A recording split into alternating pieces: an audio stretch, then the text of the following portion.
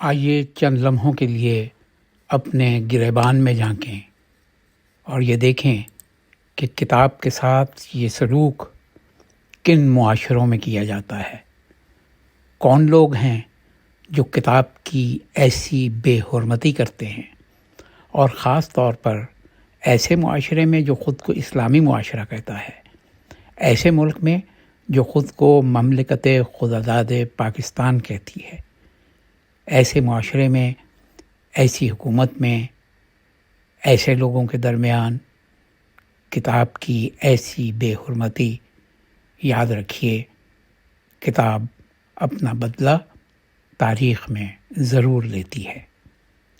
کتابوں کے ساتھ ساتھ دیکھنے کی یہ چیز ہے کہ یہ سارا معاملہ کہاں کس جگہ ہوا۔ محکمہ بلدیہ گوادر کی ایک ساری کارستانی ہے جس نے یہ کتابیں غیر ذمہ داری کی وجہ سے سمندر میں ہزاروں کتابیں سمندر برد کر دیں۔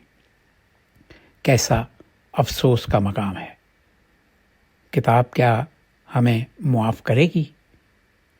ساحل سمندر پر بکھری ہوئی کتابیں، اور کتنی ہی کتابیں پانی کی نظر ہو گئیں۔ کیسا المیہ ہے، کیسا دکھ ہے۔ کتاب کا دکھ کون بیان کرے؟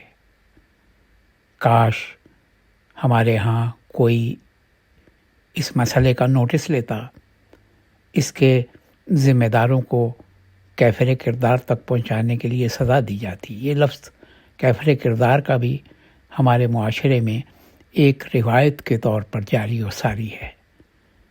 وہ جسے کیفر کردار کہا جائے وہ کبھی بھی کیفر کردار پہ پہنچتے نہیں دیکھا۔ کتاب کی عزت کیجیے تاکہ کتاب آپ کی عزت کرے۔ اپنے بچوں کو کتاب کی عزت سکھائیے، اپنے بچوں کو کتاب سے محبت سکھائیے۔ ہمارے معاشرے سے محبت ختم ہی اسی لیے ہوئے۔